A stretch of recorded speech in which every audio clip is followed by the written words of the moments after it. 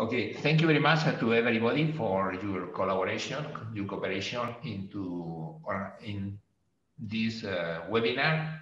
That we follow with the exercise that we realized we did the last year about the impact of the COVID in our sector. We desire this year to continue with this exercise to analyze in the more medium term what was the impact and how is the impact this year, and what are the main measures that the different governments are using to soften the impact of the COVID in our sector. Taking in consideration in some aspects, the first, I think the main conclusion is that our sector show an important resilience in relation with the COVID. And in some aspect, as in my country, in Spain, we see the impact was positive for the domestic sector because more people save money, and they decide that his money was better in the roofs than in the banks, in the situation that we have today. And practically, was duplicated the forecast of self-consumption in domestic sector in Spain. And then with this initiative, we try to learn how solar companies judge governments' emergency response and how they view their own growth prospect. And we wanted to produce a snapshot of the current sector health and current industry-wide insight to ultimately understand the opportunities and barriers to solar development at this very important stage for the energy transition. The main respondents have been industry association, of course, trade body, production of material and components for PV industry and PV plant installation.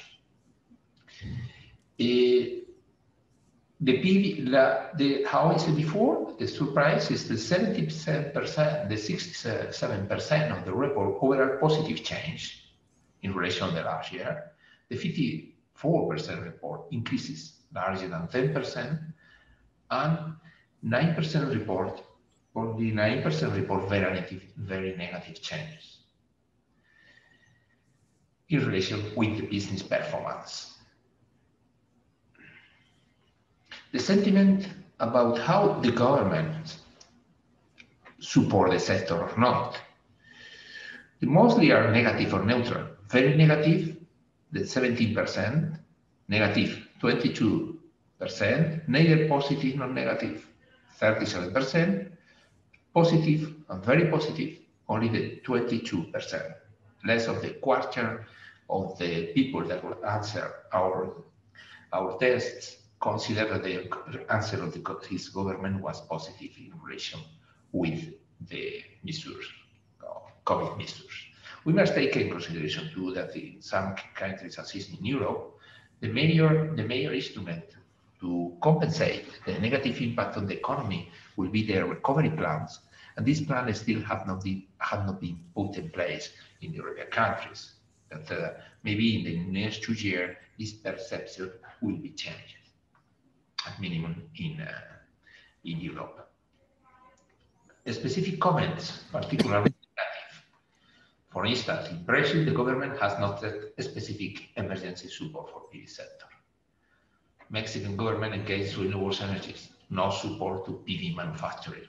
That's some of the most negative comments that we have received.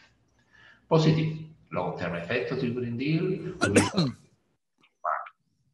The Italian government made it possible to continue to install new PV plants within the pandemic, and the Italian government at this moment has a very aggressive positive plan in favor of self-consumption. Another different things is in relation with ground-mounted plants. PV, mainly self-consumption, is a strong part of the recovery plan of the Spanish government. That is real. The Spanish government will appoint only for self-consumption in industrial service 400 million euros of grants, and they will appoint another program with a not specific, still not specified budget for to promote self-consumption in the domestic sector. But interesting on this program is that is a program that we are not asking for. And the idea is not use this program as a tool of the energy policy. It's not a tool of the economic policy, to boost the economy using the self-consumption as a tool. Sentiment about national government support to the sector. Mostly, I know this is the same. Please, could you change? Next one, please.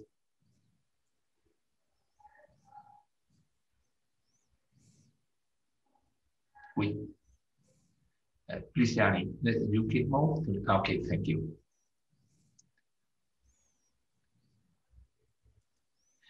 National government support to the sector. Support provided in terms of post-pandemic recovery plan, green policies going forward. Here we can have more of the same figures that the other questionnaire. Here is slightly more positive, that 33% more or less are positive or very positive. Especially comment negative, recovery plans research in industry are wildly inadequate. Positive, improvement for tenders and several segments are to be announced to reach CO2 emission goals. Use immobility. Solar PV project proceeded, nothing happened. Only issue was a backlog of installation schedule. In fact, the largest scale solar was allocated 2 billion amount last year. Sentiment about national government official targets for RES and PV. Some report good prospects, targets in line with the Paris Agreement, but most think ambition need to be raised significantly or report no official targets at all. The 25% consider that are in line with Paris Agreement climate goals. They are almost ambitious enough, 8%. The ambition need to be raised significantly, significantly 40%. And there are no formal targets for the 26% of the people that answer. What the people consider that the most important factor that can contribute to the sustainable development and long-term growth of the sector. First, better permitting and simplification of authorization process. This is very important in the moment that we have today, because the challenge for the recovery plans is that the administrative barrier the administrative process will not be a real barrier, because we need to spend all this money in 2-3 years. And sometimes this is not possible with the timing for the planning process that we have today in some countries. Improve power market with assets rules, be more transparent, more agile, that is important, and more updated to the possibilities that really the grid have today to accept more electricity. In some cases, it's possible to update it with their technical specification without no new investment. Better financing condition and mechanism, such as green bonds, green loans, particularly for countries outside the Western countries. Tax ratio incentive for PV investment and self-production. Suggested policy and regulatory improvements. Introduce attributes such as social, economic, environmental, and technical benefits to compensate for the planet withdrawal of the grid, which is being discounted for renewable energy projects. Increase the transparency of grid connection process for larger scale PV projects. This scheme. Reduce discrepancy of financing conditions between regulated and free market PPAs for large scale solar PV projects. That's suggesting comprehensive. Incentive for investment in the distribution grid to facilitate growth of distribution for power, including solar and energy storage. And improve regulation of the energy communities that allow the industry to share the benefits of energy self-consumption. Support energy storage and combine use of renewable energies. and promote regulation to avoid controversies among the stakeholders, authorities, developers, users, improve the administrative procedure for interconnection process, increase the capacity limit for distributed generation. That's all of the result. Very interesting result of the exercise we did this year. We give our thanks from our heart to all the companies, all the people that help us into and cooperate with us fulfilling all our questions. And now I have the pleasure to present a person that knows very well the sector. He's part of the PV sector for many years, Paolo Frankl. He's for Renewables Energy Division of the International Energy Agency that will complement the result of this PV with its vision about what opportunities and challenges for solar PV in a post-PV COVID context. Thank you very much, Jose. Should I share my screen, or you do want to come? Yeah, I share my screen. This was the answer. Yes. Okay. So let's try to do it right away. Why the hell? Excuse me. While Paolo, you share your screen. Yes, it's coming. Yes, I'd like to inform that the survey is still open until the 31st of May. So these are intermediate results, so you have time to answer. Okay, please confirm that you are seeing my screen correctly. Yes, very well. I hope so. So, well, first of all, thank you to you, Gianni. Thank you to you, Jose. Thank you for inviting me in this very interesting event. And I really already appreciated a lot the results of this survey, which are very interesting to me.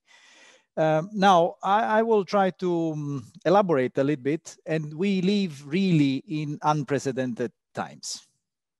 So on one hand, the impact of this huge human and health crisis on the economy had an impact on the overall energy system, which is absolutely unprecedented. In 2020, the energy demand went down by 4%. It is the largest decline after World War II. And as you will see in a minute, actually the only exception were renewables. At the same time, we have an unprecedented policy momentum towards the clean energy transitions, the discussion about the net zero emissions. On the right, you see the screenshot of the recent climate summit, which were 40 heads of state gathered to this summit organized by the President of the United States, Mr. Biden.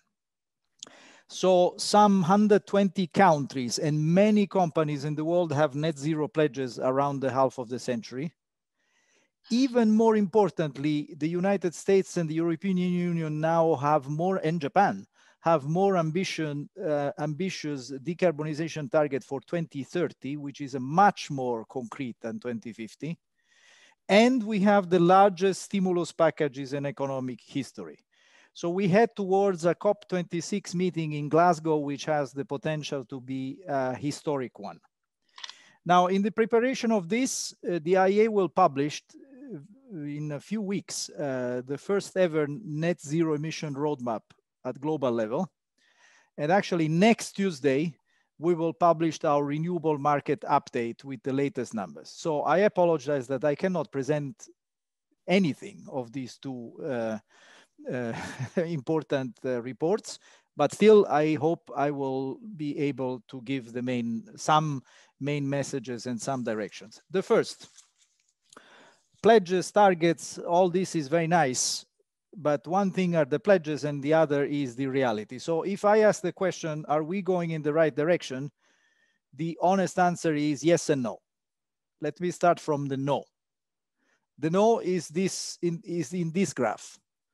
After the largest decline of annual CO2 emissions ever in history in 2020, we have, unfortunately for 2021, we see the second largest rebound of emissions after the financial crisis of 2009. And this is because the increased demand with the increased GDP is still mainly fueled by coal, oil, and gas. So using the words of our executive director, the recovery is not really green for the moment, it's really rather brown. Yes, because there are some exceptions which are very good positive news, and it's basically two: electric cars and renewables. In contrast to all the other fuels, renewables as a whole increased by 3% in 2020, underpinned by a 7% growth in electricity generation. And we forecast for this year another expansion of 8% in 2021, which is the fastest growth since the 70s. Now, all this is mainly based on solar and wind. And it is in many countries. I saw first a question in the Q&A in the chat, in what regions we see expansion of renewables really literally everywhere. I cannot give you more detail. For that, you need to wait for next Tuesday, but you will find some interesting news there, I believe. Now, while I say that, I have to say that there are some exceptions, and one challenging sector for us, despite what Jose said, is building integrated of PV. I hear very carefully that in Spain, you said, I like that, people decided that putting the money on the roofs instead of in the banks was a good idea, but generally we don't see that. Globally, the building sector of PV has suffered from the crisis, and this is understandable because unfortunately in an economic crisis, the households, the small, medium enterprises, they perceive the risk of investment and they prefer to wait. Even if it is the best thing to do, they prefer to wait. Now, speaking about stimulus packages, and I saw some of the responses, we agree. These data are from the Renewables Market Report published in November. For all the government stimulus packages as of October 2020, the renewable electricity was a minor part of the money. The biggest bulk was infrastructure and transport, energy efficiency, other clean energies. Now, infrastructure and efficiency is not the bad thing. I will come back on this. But in the end, I can understand that some people think that not enough money from the green recovery went to the renewables. The proposal for the new EU Green Deal, this is very important. First, in amount of money. Second, because this is, again, a big part of money which will go to two very important sectors, not only the direct money to the renewables, but also two sectors that are very important for PV. That is the building, with the building renovation program, and the second also the investment in hydrogen, which could be a very important enabler in the longer term for solar. So let's see what happens. Of course, all these recovery plans are in negotiation and are being declined in the different countries. It's a big hope, and we will see whether this will have impact, I hope so, on the solar PV sector.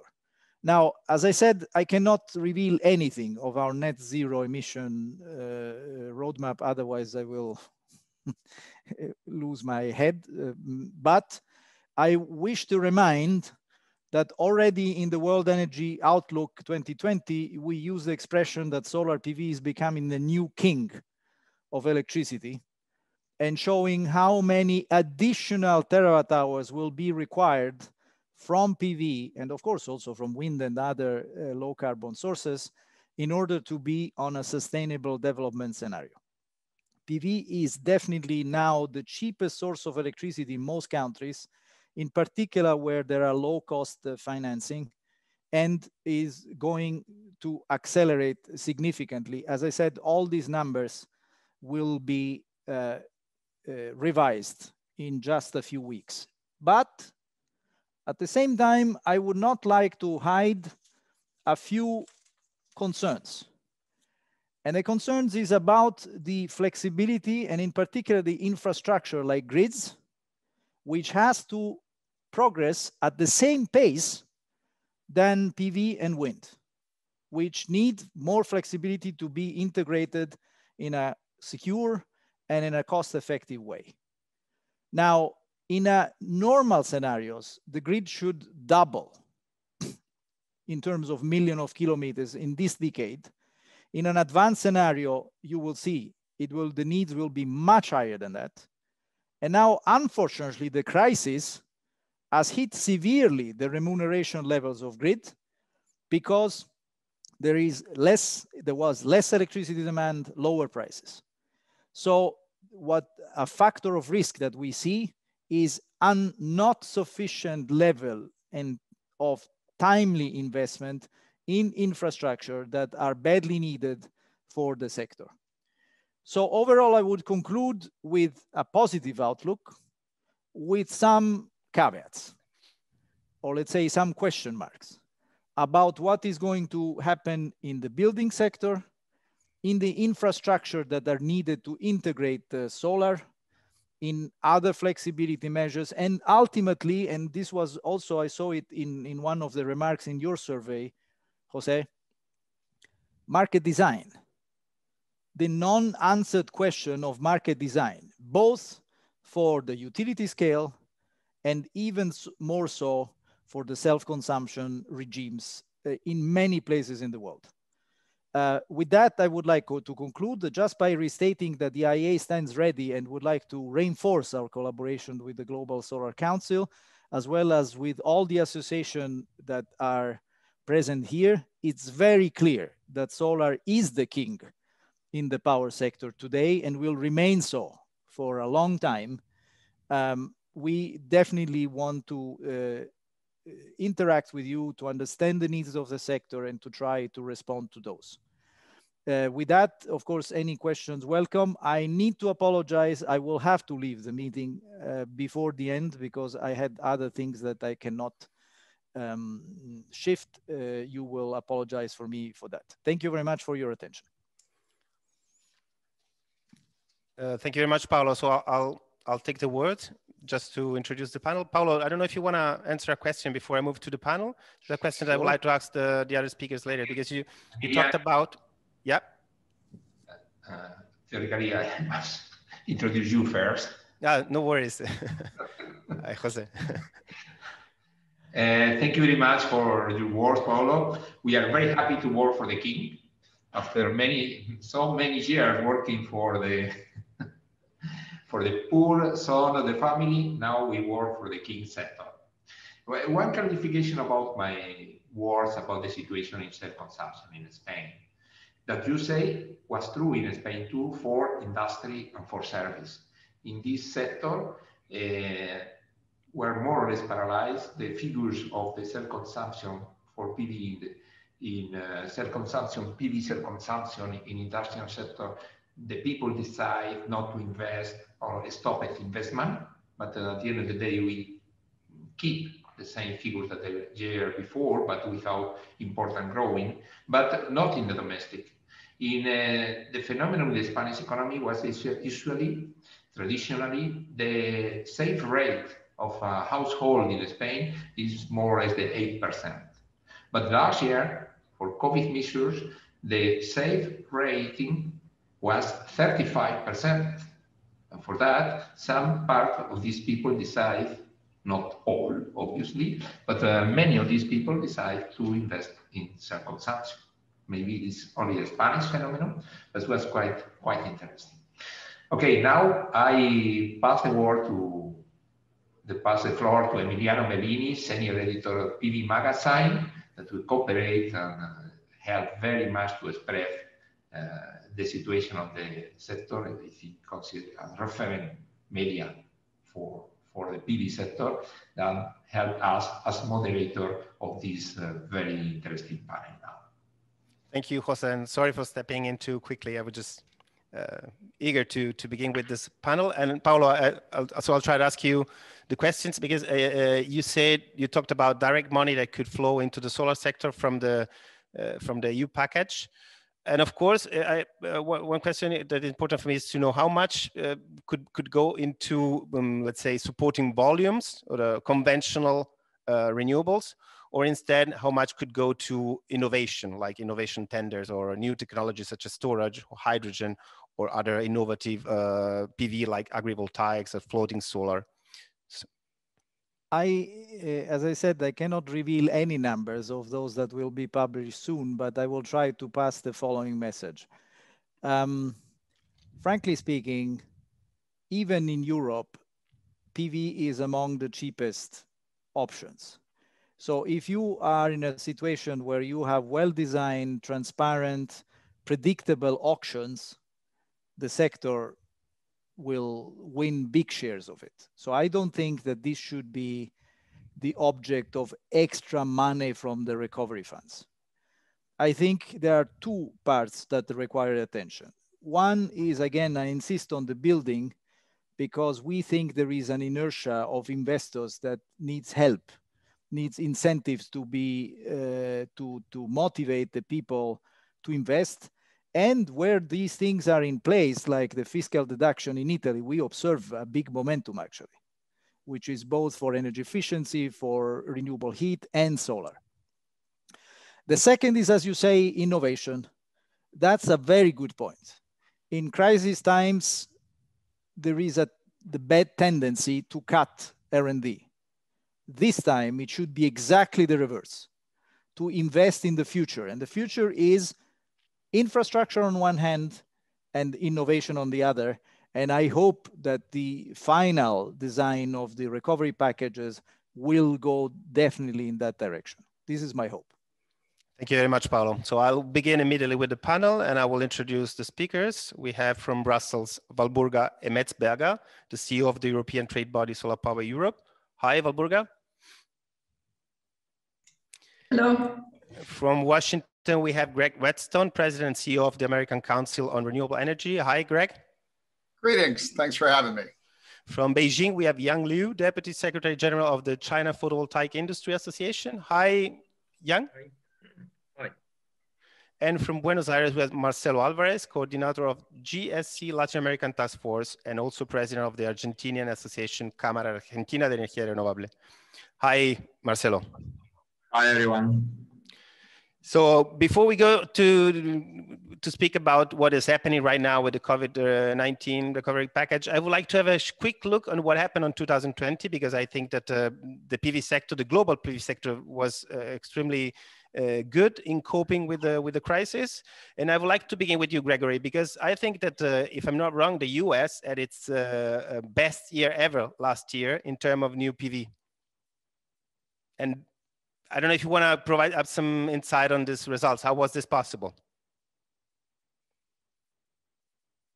I think you have to activate your microphone.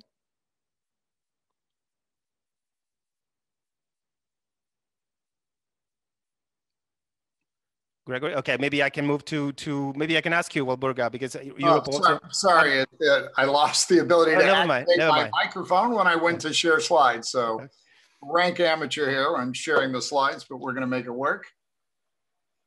So you're exactly right. We, in fact, had a surprisingly strong in 2020. Can you see? Sorry, Gregory, we haven't heard you. Can you repeat, please? All right, let's see here.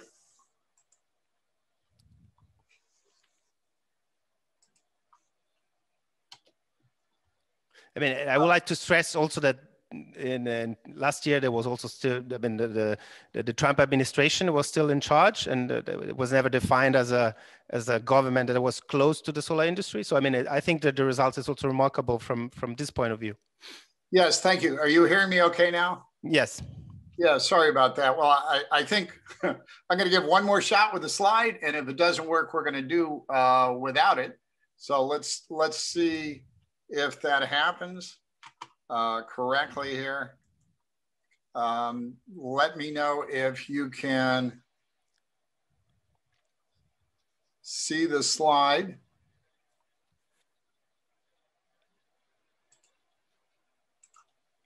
Is that working? Yes, maybe you can. Yeah, maybe you should put a full screen, but you can begin presenting some data. Okay, sorry about that. No worries.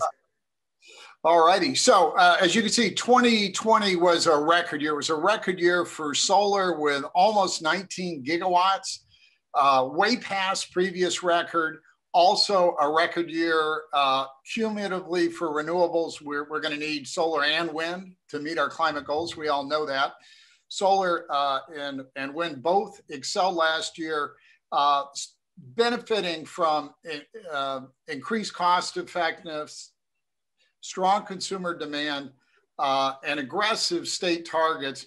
Despite the pandemic, slow start to the year, we anticipated about a 20% reduction from 2019 early in the year when we were looking forward, given the difficulties in completing projects, the need for people to shelter in place, difficulty selling solar on rooftops, which was done here more door to door. Despite all that, and despite less than supportive policies from the previous president and his administration, we saw continued strong growth. And this is even competing with natural gas at record low prices, looking at a world of reduced demand. So really very encouraging to see growth at this level. I think we're very lucky here that we do have robust demand. A lot of it is also the big corporations, big players in the US economy stepped up, committed to buy solar, and we saw continued commitment on residential sales, particularly later in the year. Some changes in the sales model in the US, more online, less door to door, certainly helped with that. But we're looking at an environment of a lot more growth. And if you look at the investment levels, very high investment level as well. So for 2020, we finished strong. It was tough. I would say without the pandemic, it would have been stronger, but we're well beyond, I think, any of our expectations for 2020, and look forward to talking about what comes next in 2021. But I mean, probably there is a project pipeline that still remain undeveloped or delayed that could be connected this year. So maybe we can see very huge numbers in 2021. But we will talk about this later, Gregory, because now I want to finish the retrospective on and I would like to ask Walburga. Europe also performed well last year, and we had a very severe lockdown across the continent. So how was it possible to deal with this crisis? Thank you very much, and thanks very much for having me, Gregory. I'm very much under an impression of your amplifying techniques on the investment levels, echoing the great developments you have. In Europe, we are looking at the almost best ever result we had. So it was only topped in 2011. So we added some 18.2 gigawatts, not reaching the 18.9 gigawatt you just mentioned, Gregory, but almost 18.2. That was an increase of 11%. Whereas in May 2019, when the pandemic started, we were also more thinking of a reduction of like 30%, around about 30-40%, but it turned around, and at the end of the year, what we ended with is 11%. So solar really surprised also in Europe, everyone, and showed its resilience. And just to give you the total figures, and I should also share the full screen. So that brings us to 137 gigawatt of total capacity installed by the end of 2020. I think we will still discuss about the way forward, because I think it's also very important to see how this is going to be developed in the future. But just to let you know that as of next year, we will have topped the 2011 figures, but happy to discuss that later, I understand. Yes, yes, we will talk about next year or this year and possibly next year in the next round. But now also we'll have to ask Yang Liu. I mean, China has not had its best year ever, but still was a good one and still was an unexpected result, right? Yes, yes. Last year, you know that China has achieved a great achievement in solar industry, and we installed more than 48.2 gigawatts solar power generation in China, and this ranked second high in history. And most of them are that is centralized solar generation to accounts for 68.7%, and the distributed solar capacity accounts for 31.1%, and of which ranks #1 for the consecutive years. And in last year, we generate around 260.5 billion kilowatt hours of electricity, solar electricity, that share 3.5% of China's total power generation. And this means that we still have a very big potentials to develop our solar. As you know that our president announced that China will peak its carbon dioxide emission before 2030, and to achieve the carbon neutralize before 2060, so that most of the Chinese power companies doubled or tripled these solar targets this year. And as much as I know, for this year, we think in China we can probably install more than 60 gigawatts of solar panels in this year, and Yang, of which... Sorry, yes. I have a question, because going back to the COVID-19 crisis, China was the first country to have to deal with this crisis and probably the first to react. Could you say something about how the solar sector reacted, because there were problems with production and with installation? Yeah, at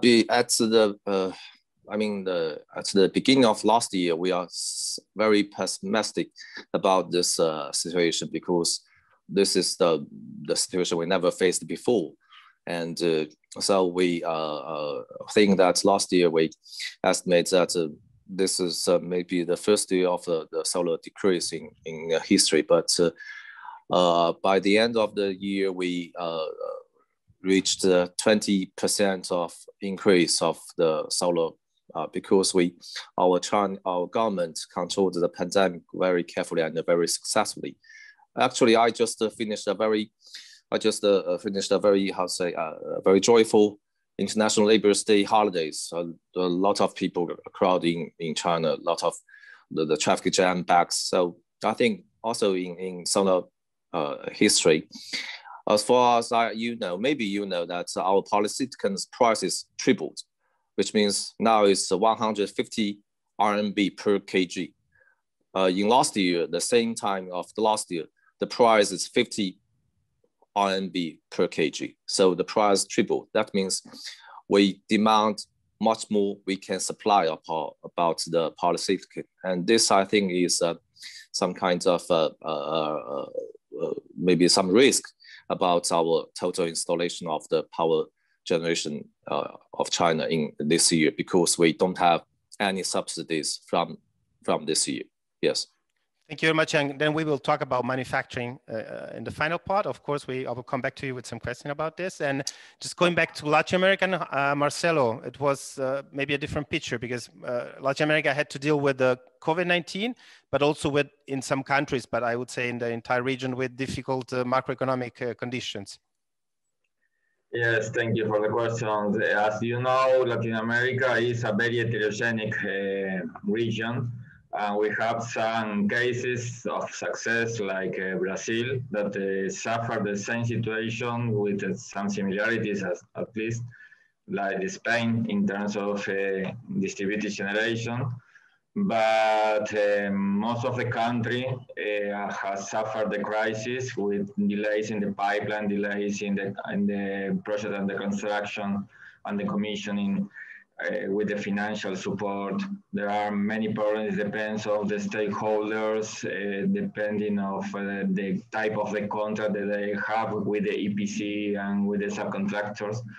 But I still being optimistic with the recovery part because it's an opportunity of catalyze the process of substitution. I will share just a few numbers of Brazil, our main market. Just let you know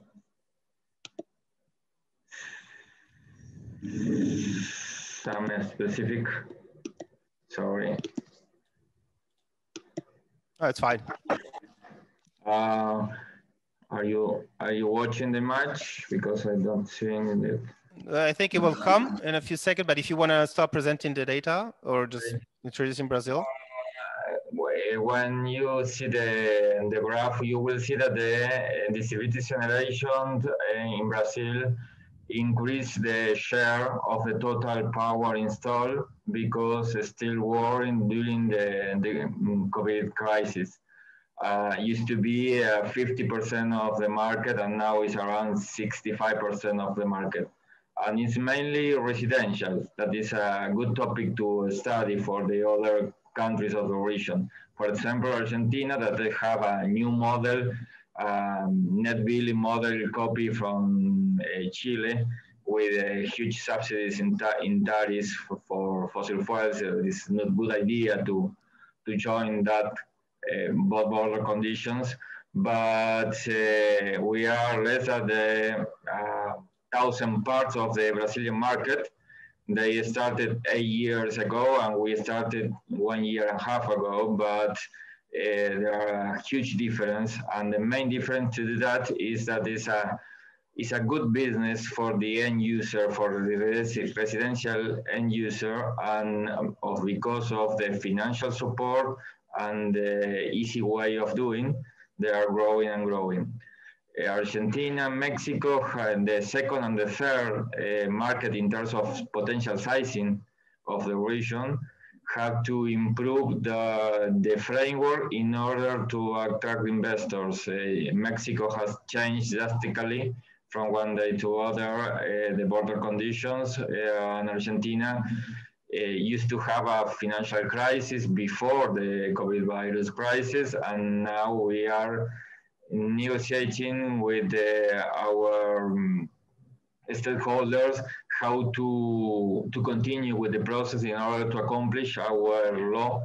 We have a national law that is a quota model with fiscal incentives, and this fixed 20% of the total electricity demand covered by renewable by 2025. And now we are having non-real numbers, so because of the loss or the reduction of the demand in every country is happening that, and you will see that I know if you already are watching the numbers of the graph, but Brazil achieved 26.9% of the demand covered by renewable last year, and this is a result of the reduction of the demand. In Argentina, we have a similar effect, smaller in comparison with Brazil, but the real numbers are coming this year and the coming one. There are good perspectives, but we are suffering, depends of the country, different restrictions. In Argentina, financial barriers. In Mexico, uncertainty of the legal framework. In Brazil, the capacity to go faster than there used to be. Thank you, Marcelo. And then we will come back to you to know what was going on right now and in the future. Walburga, I would like to start with you about the future, the present and the future, and Europe as a very ambitious recovery package. And there are many expectations about what this package could bring to the solar sector, to storage, to hydrogen. So maybe you can tell us what we should expect from this package. What should be really be enthusiastic, or should be careful about what could come? First of all, I think we can be enthusiastic in general that we have this incredible stimulus package. Paolo also referred to it already, also comparing it to other stimulus packages. So the 750 billion euros are first of all, I think, a very nice package, and 37% of it will be dedicated and will be earmarked for climate-related expenditures. So I think in general we can be positive. Then the second question is obviously what the member states are making out of it, because in the end it's about their proposal, it's about their plans, how to spend that money. But let me first go back to the question what we forecast for the years to come.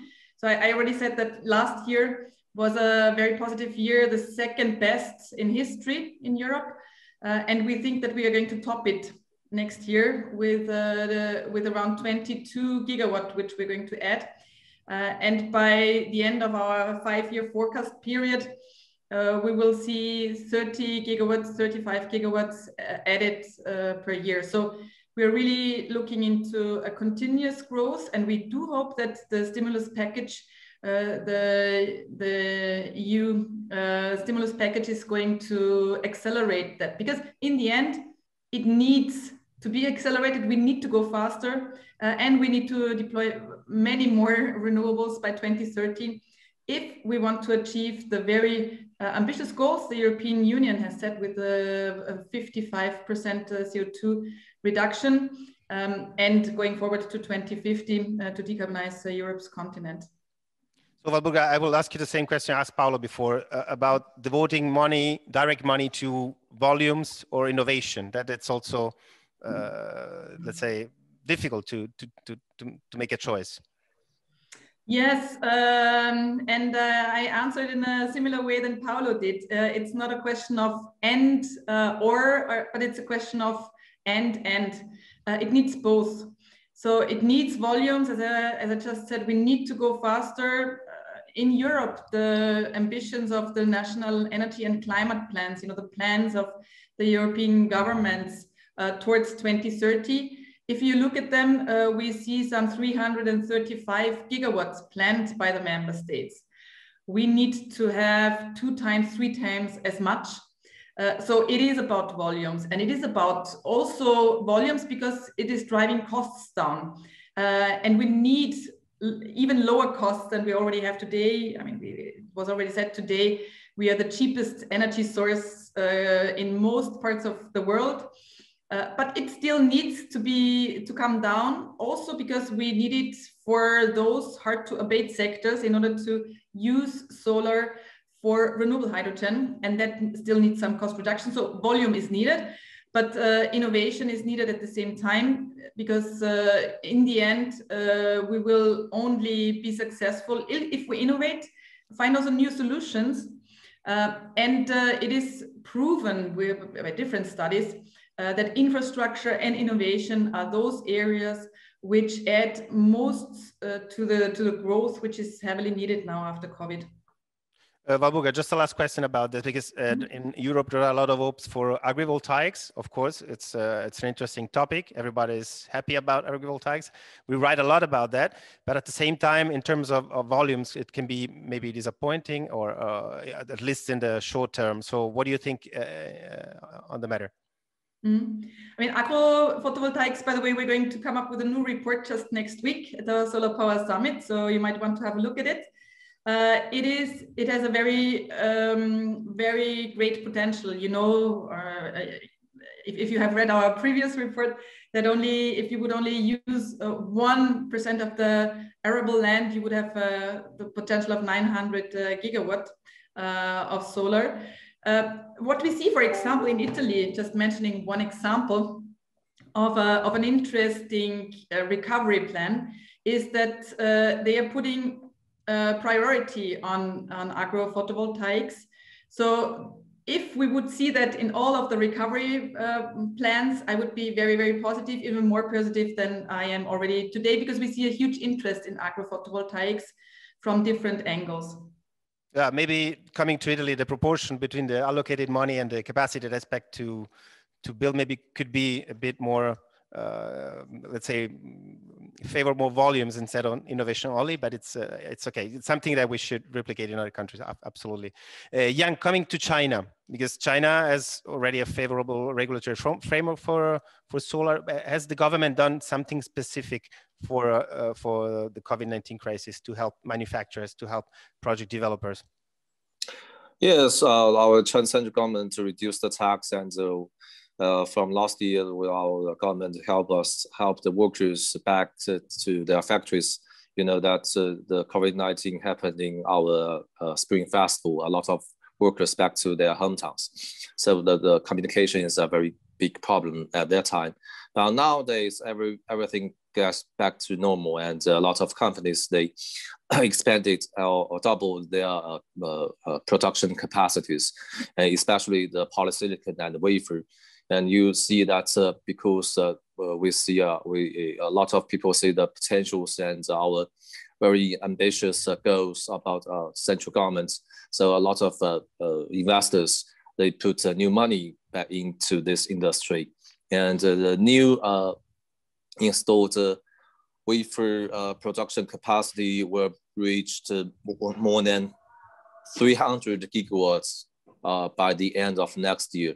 So this can help to reduce the cost and the price globally. And I think the most important thing is that first we need to cooperate to fight against the COVID-19, and secondly we need to help to smooth the industry chain internationally, so that can help us to bring the cheapest elements from the world to the other side of the world. So that can help us to reduce the prices, reduce the cost, and to achieve the grid parity as soon as possible. Yes. And how much is being supported, innovation being supported right now? I mean, it's in the industry, but also in the project development business. Yes, our central government, they set a goal that's to market oriented. So that means that the government will not specifically put some money in the innovations, but they can help us to for example, allocate some areas to make some new systems, such as the tracking system, such as PV plant plus the storage, or PV plant to generate the hydrogens. But there will be no subsidies. They just give you this privilege to connect to the grid. So that helps us to reduce the cost. Yes, and also that some government also will try to find some money to help us to do some research. Yes. It is also interesting to know that the Chinese market was proved to be very resilient, because it happened to have the pandemic crisis together with a transition from a system based on feed-in tariff from a system based on bidding on other kind of incentives. So it was maybe also resilient twice in the sense. Yes, because we have the most. We're the biggest markets of in the PV in the PV sectors. That means that the size will make a lot of things happen. So, and our Chinese business are very hardworking, and they want to they create a lot of new business models in this pandemic attacks. And I think that because our price is the lowest new electricity in most of the country in the world. So this means we get a lot of we are the most competitive electricity. So I'm very I think this year's solar market's future is very bright. Thank you very much. And Gregory, coming to the US and to the infrastructure package announced by Biden, there are also high expectations. What can you say about that? Absolutely. we're very fortunate that we now have a president that's committed to action on reducing climate forcing emissions, greenhouse emissions, really unprecedented in our history. And as part of what was termed Build Back Better, the proposal includes a range of critical programs, including a major restructuring of the tax code to treat renewable energy much more fairly, that would provide longer term tax incentives. And that has been the most important policy to drive growth in the United States, but it's been on again, off again a couple of years. Now we're looking at, 10-year extension effectively. And we're looking also at proposals that would extend the tax incentives to also cover energy storage, which we think is really important, and also investment in an expanded and modernized, upgraded grid, which Paolo mentioned in his presentation. That's critical here too, and grateful to hear others emphasize that point. We know we have to make those investments. It came from the president. That's sort of the broad outline, and there are a number of other changes to make it easier to build and expand transmission. Now we're seeing the details coming from the congressional committees. The House and the Senate have both put out major new tax packages that treat renewable energy and investment in storage and the grid much better than we've ever had historically, with a long-term planning horizon. So we are really encouraged by the direction there. We've already seen all kinds of obviously important executive actions, beginning, of course, with rejoining Paris, but that's just a small piece. I would mention that there is now a climate policy coordinator, senior advisor to the president, and Gina McCarthy, who used to head the EPA, and she is fabulous, committed, and savvy. And I would say the same for the new head of the Department of Energy, Jennifer Granholm. So I feel like they've got a really good team we're working closely with, as are many allies. And I'm hopeful we're going to get the kind of boost we've never seen, and very comparable to what we heard from Walburga. I think we're going to see increases beyond this record year of the last year. So we're going to be getting closer to where we need to be. Even then, we know we got to continue to accelerate in order to meet climate targets, but we're going to see a lot of growth. Costs for solar continue to drop, as do costs for wind, but not as rapidly. And we're very confident we're going to see high levels of investment and deployment going forward, and a grid better able to accommodate that and to get to the long-term target the president has set, which is by 2035, we're really looking at having basically net zero carbon, which is a phenomenal, and from the power sector, which is pretty impressive. Gregory, I also, let's say, I share with you this enthusiasm for let's say, the plans of the new administration, but then enthusiasm can also be dangerous. And then we could also consider the potential risk. I mean, then we have to see where the money will be directed. Yeah, well, in this country, what we've been powered by has really been a combination of the private sector and the tax code. The economics, we're really very lucky. The economics turned our way right about as President Trump came in. So we can continue to grow through that. Those economics are still there. They're improving. If anything, consumer demand is there. So part of it is creating the right environment for that growth. I think we're doing that. We're seeing a lot of leadership also continuing from the states, but we're in a position to get I think we can get that greater growth. Whether we can realize the commitment to get to net zero 2035 in the power sector, that we shall see. But I'm comfortable we can make important progress toward that goal and toward our climate goals, which we all understand that's what this is really about. Thank you, Gregory. Marcelo, going to Latin America, I mean, the picture is a bit heterogeneous. Of course, we talk about different countries, but I believe that we will see higher volumes in all markets this year compared to 2020. What do you think? Yes, I agree with you. Will be huge growth in many countries. Brazil, for instance, we talk, but the second part of the year we have a Colombian tender, and we are having many private PPAs signed and calling for bid this year in different countries: Mexico, Colombia, Brazil, Argentina included.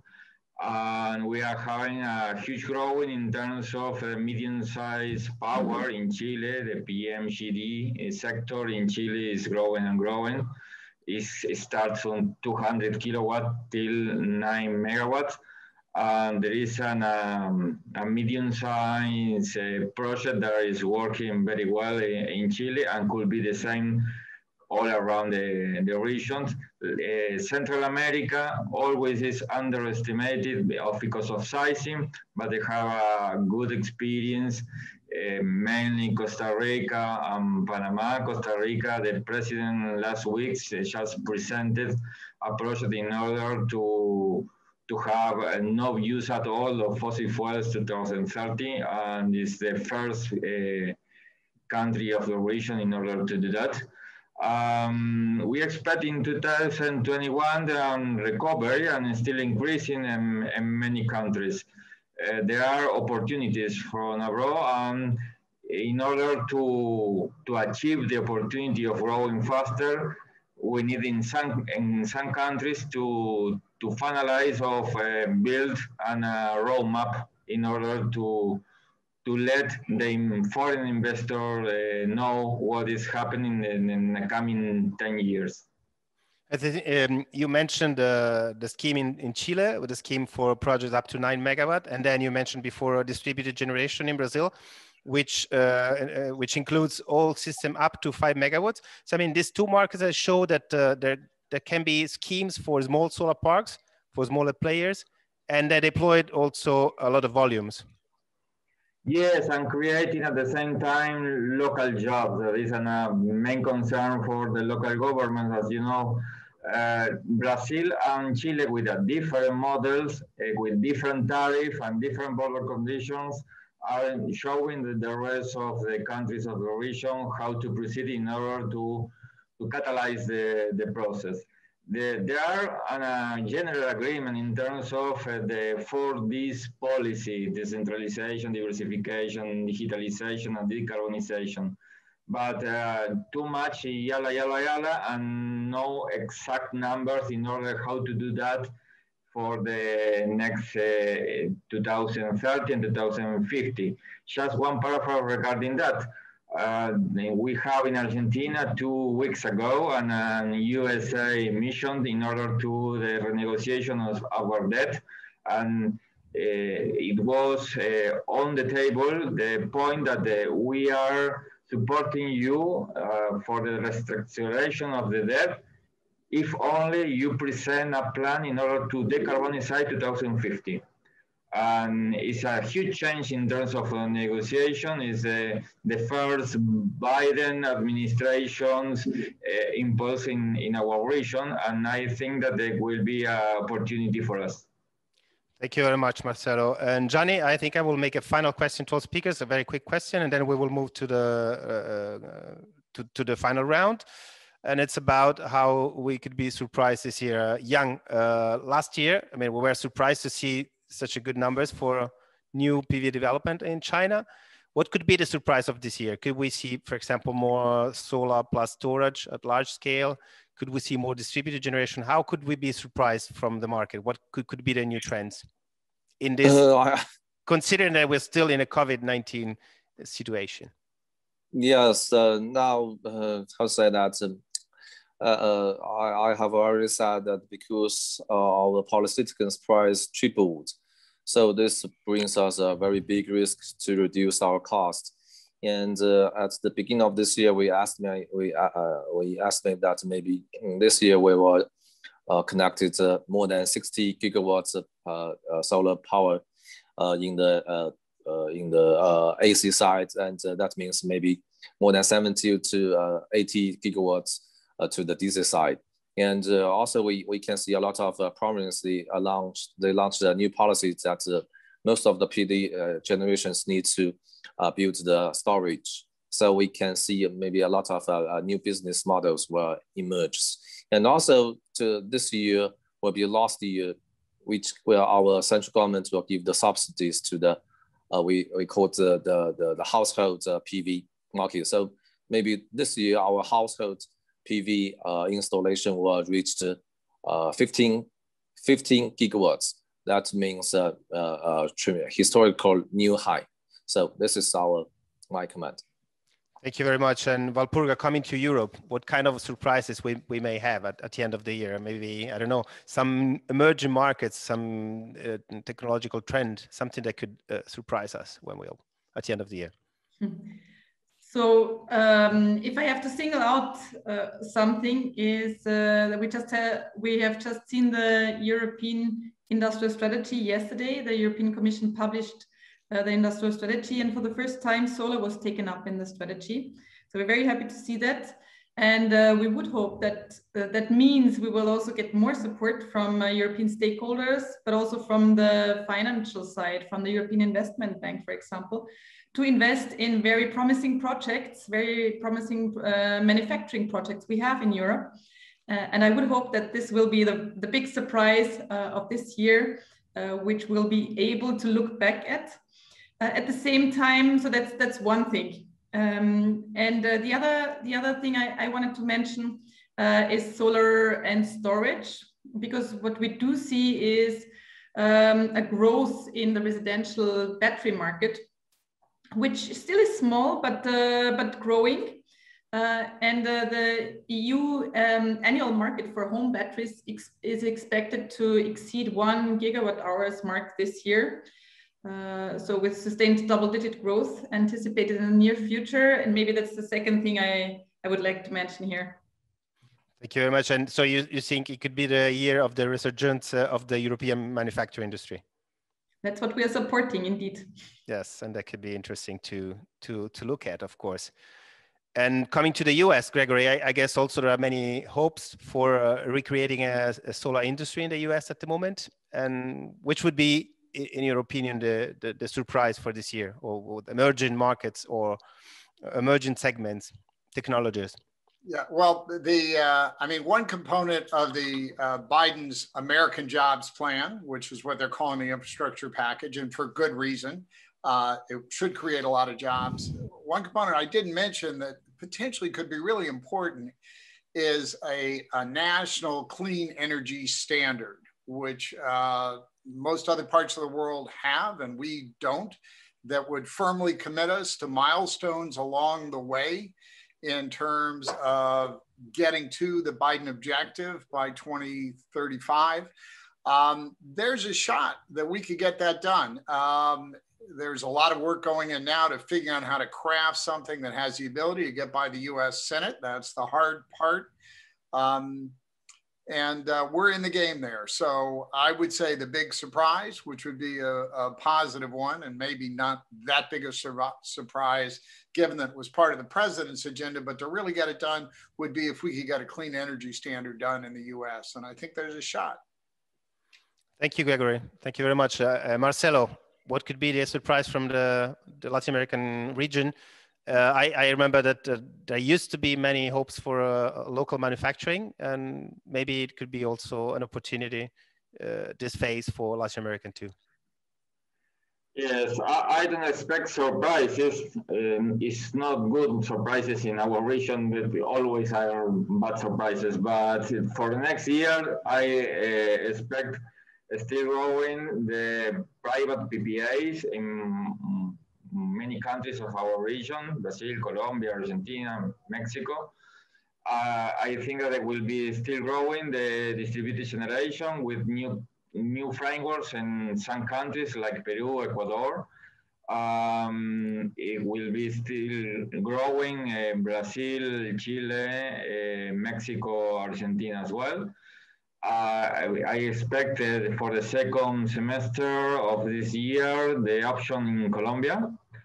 In order new niche of market, I expect something about the storage and agri-photovoltaics. Storage in our region has a specific niche of market because of the quality of the net. In some cases, in order to prevent some micro cuts, you will use storage coming from solar in order to prevent that.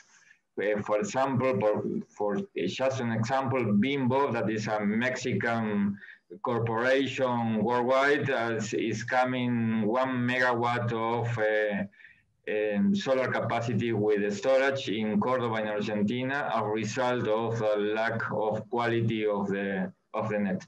And in terms of the local production, we are working in order to improve the participation of in the value chain.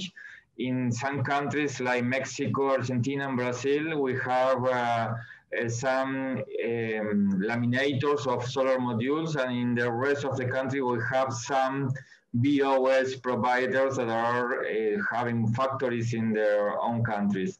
It's a tricky issue because in order to catalyze that, you need a roadmap fixed in order to have at least 10 years of predictable future for our countries, and it's not always the case.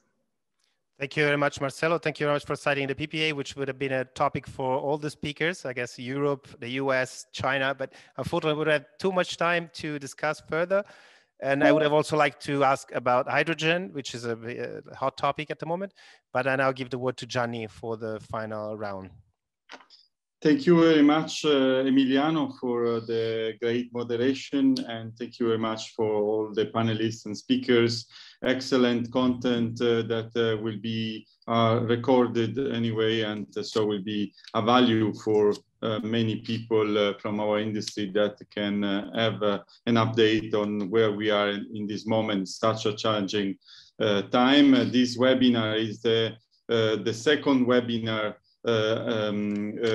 in solar to give an overview about how solar PV industry is living the pandemic. We did also something similar last year with a survey that has been, of course, updated. And our survey is still open until the 31st of May, and the results of the survey will be summarized anyway in the next second Global Solar Council Forum that will be on the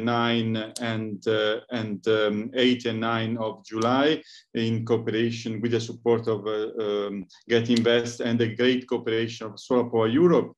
And the result will be also an important article of the global market outlook of Solar Power Europe, to see the close cooperation of Global Solar Council as well. But I'd like to highlight some points that has been discussed today, and for sure, anyway, I hope you agree with this anyway wrap up. For sure, we had in many countries, in many developing countries, the largest stimulus packages in the economic history. And but of course, these very important packages are not everywhere. Emerging markets, of course, are suffering in a way, and there are some countries like Mexico. This was also one of the points of the survey, where we have also retroactive measures like, of course, stopping the priority of dispatch. So, of course, it will be very important to spread the good policies that Europe, US, and other countries are creating. For sure, this is solar will be, as Paolo Franklin said, the new king of electricity. And thanks also to the low cost of financing. For sure is very important, and the risk highlighted by Paolo Frankl and also underlined by all the speakers in the panel discussion, like Walburga or Gregory and the others, is very important to invest in, of course, in innovation, especially in modernization of the grid and storage in hydrogen from the renewables. This is very important, and Paolo Frankl was really highlighting the risk of not a timely investment in these segments, which are critical for the renewables deployment. And for sure, these are some of the key points. Of course, we had, as José Donoso said at the beginning in his introduction, solar PV has demonstrated to be a very resilient sector. Has been growing, as Walburga was saying. Last year was the second largest market of ever, and 2021 is we foresee to see even another year, very good year. But of course, as Paolo Frankl was saying, very good in what is happening in terms of the right direction for electric cars, for renewables, but all the other sectors need to be sustainable. So it is very important that we create create synergies between all the value chain, all the sector. There are good practice like the one on agri-PV from Italy that could be, Italy put the agri-PV in top of the green recovery plan, and this can be replicated everywhere because the relationship of agriculture with PV is very, very important.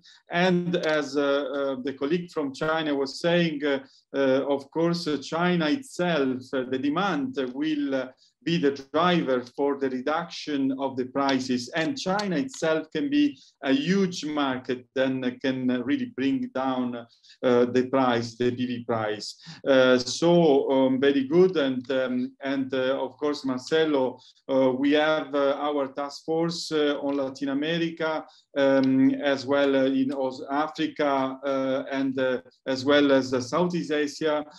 So the point here, we need to, as Global Solar Council, together with all of you, be sure that also the emerging markets learn and adopt the policies that go in the direction of the developed markets. Very good to have US on board again in this direction and to be also a leading force. And what we need to be global, we need to promote a global cooperation, which is very important, very strategic. We have seen from the pandemic that anyway, the market, the global effect of something happening in one place of the world. And we have learned from the pandemic that we can have a very strong communication, a cooperation globally. And this is another lesson learned from the pandemic. Digitalization is supporting a lot, and this is a very important momentum for all of us, but we need to tackle all the risk that has been underlined here. Anyway, timely response, investments in innovation, R&D, and infrastructure for the grid and storage, and really have a global approach. So thank you very much, and I think it was a great speech. Was a great, let's say, webinar with a lot of content. And the next appointment will be for Global Solar Council on the 8th and 9th of July, where we have also a deep dive, not only global overview, but a deep dive on Africa. And of course, we have other important events like the Solar Power Summit tomorrow. No, Walburga, good luck for the event. Is a very important event, and others will come. As Global Solar Council, we'll have other webinars on agri-PV, on floating offshore wind, on all the emerging market I was mentioning before. Thank you very much for all the participation, Emiliano, PV Magazine. Anyway, great cooperation, and of course we need to we need to really push as much as possible this survey, again open until the 31st of May, because we need to give voice to the solar industry, and we need to see what the solar industry think about the government's actions in all the part of the world. Thank you very much to all, and see you very soon. Bye.